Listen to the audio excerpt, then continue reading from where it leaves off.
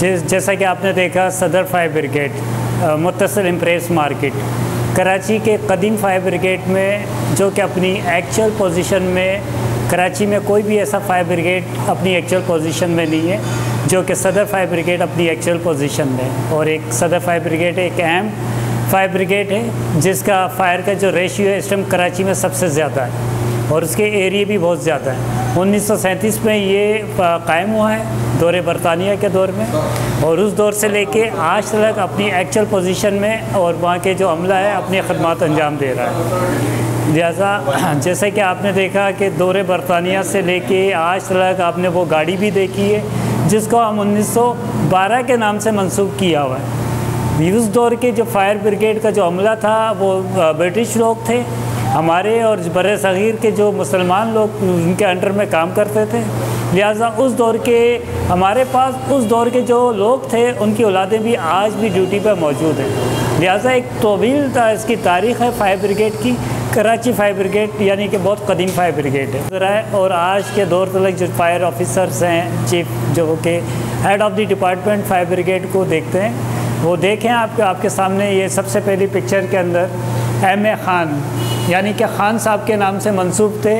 इनका जो टर्नओवर रहा है वो 1947 से लेके 1969 तक रहा है। ये टर्नओवर के बाद फिर अब्दुल जब्बार सिद्दीकी साहब आए, उनका टर्नओवर 1972 से लेके 1968 तक रहा, 88 तक रहा। ज़मीर अहमद सिद्दीकी साहब हैं, उनका टर्नओवर जो 1988 से लेके 1999 तक रहा। उनके बाद अतौर रहमान साहब है, इनका टर्नओवर रहा है 2000 से लेके 2012 तक। उसके बाद काजिम अली चीफ फायर अफसर रहे, इनका टर्नओवर 2002 से लेके 2007 तक रहे। उसके बाद एहतशामुद्दीन है, ये भी चीफ फायर अफसर हैं, इनका टर्नओवर 2007 से लेके 2015 तक इनका टर्नओवर रहा है। उसके बाद सैयद इम्तियाज़ अफजल हैं, इम्तियाज़ अफजल साहब का टर्नओवर 2017 से लेके 2020 तक रहे। उसके बाद मुबीन अहमद साहब हैं जो कि 2020 से लेके 2022 तक इनका टर्नओवर रहा। अभी जो मौजूदा चीफ फायर अफसर हैं सैयद इश्तियाक अहमद साहब हैं जो कि अभी मौजूदा चीफ फायर अफसर हैं, उनकी पिक्चर नहीं है, लिहाजा अभी सिटिंग चीफ फायर ऑफिसर हैं वो। ये अभी जो आप पिक्चर देख रहे हैं तमगों की, ये तमगा शुजात है। ये केएमसी फायर ब्रिगेड के सर का ताज है, यानी कि केएमसी फायर ब्रिगेड के जो शोधा हैं पहले उनको एक साथ एक फायर पे साइड एरिया में एक बिल्डिंग क्लैप्स हो गई थी, उसके अंदर वो आग बुझाते हुए दबके ये शहीद हो गए थे। लिहाजा उस दौर के जो प्राइम मिनिस्टर, उस दौर के जो सदर पाकिस्तान थे, उन्होंने 14 अगस्त को एक जो एहतमाम किया जाता है मतलब अच्छी कारकर्दगी के हवाले से, तो लिहाजा उनकी बेवाओं को, इन 7 ऑफिसर्स को तमगा शुजात से नवाजा। और यही तमगा शुजात जो है आज केएमसी फायर ब्रिगेड की हमारी ताज है, क्योंकि ये हमारी पहचान है। केएमसी फायर ब्रिगेड वो फायर ब्रिगेड है कि जहाँ पे शहादतें फर्स्ट टाइम पाकिस्तान में किसी फायर ब्रिगेड में इतनी शहादतें नहीं जितनी शहादतें केएमसी फायर ब्रिगेड के पास है, जिससे हम अपने फ़ख्र समझते हैं कि हमारे जो शोधा है उन्होंने अपनी कुर्बानियाँ दे के ये तमगा शुजात दिया और इस तरीके से काम करके अपनी जानों को हथेली पर रख के लोगों की जानो माल का तहफ़्फ़ुज़ करते हुए ये लोग शहीद हो गए। लिहाजा इसके बाद भी और फायर ऑफिसर्स और फायर फाइटर्स मुख्तलिफ़ मकामात पर शहीद हुए हैं। लिहाजा जो तमगा शुजात है वो 7 हैं। इसके अलावा भी अगर आप इसकी तादाद में जाएंगे टोटल शोधा फायर ब्रिगेड की, तो तकरीबन 30 के करीब हमारे पास फायर ब्रिगेड के जो कि ऑन ड्यूटी काम करते हुए लोगों के जानो माल का तहफ़्फ़ुज़ करते हुए शहीद हो गए। आपने देखा 1912, ये उस दौर की फायर टेंडर प्लस स्नारगर थी। उस दौर में आपको मालूम है कि इतनी हाई रेस बिल्डिंग नहीं होती थी, 1 मंजिला 2 मंजिला होती थी। ये उस दौर के अंदर ये फायर फाइटिंग भी करती थी, और ये मतलब कि सीढ़ी जो आपने देखी है किसके साथ एक सीढ़ी इंस्टॉल की हुई है, सीढ़ी इसके साथ जाती है। लिहाजा कहीं भी इसको 1 मंजिला 2 मंजिला हाई राइज पे जाना है तो इस्तेमाल करते हैं। उसके अलावा आपने देखा कि जो घंटे लगे हुए, ये एक पुराना एक सिस्टम दौरे बरतानिया से चलता हुआ वो आज इस जदीद दौर के अंदर भी एक करामत है।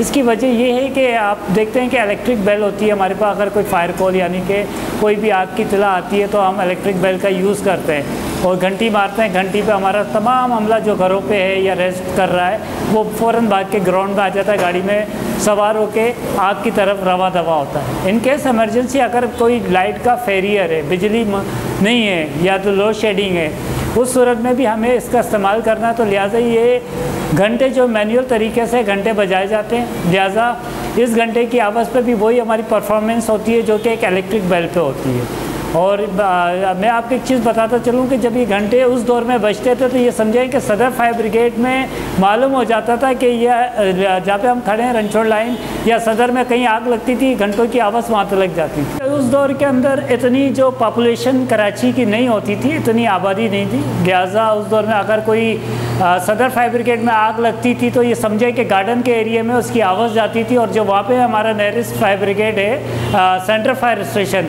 वहाँ के लोगों को मालूम हो जाता था कि सदर फायर ब्रिगेड के अंदर कोई आग लगी है। इसी तरीके से रणछोड़ लाइन में जो सेंट्रल फायर ब्रिगेड में आग लगती तो वो घंटा बजता तो सदर वालों को मालूम हो जाता था कि मतलब कि सेंट्रल फायर स्टेशन में कोई आग की तला है। घंटों की आवाज़ या अंदाज़ा करेंगे कि वहाँ तक सदर से रणछोड़ लाइन और रणछोड़ लाइन से सदर फायर ब्रिगेड में जाती थी।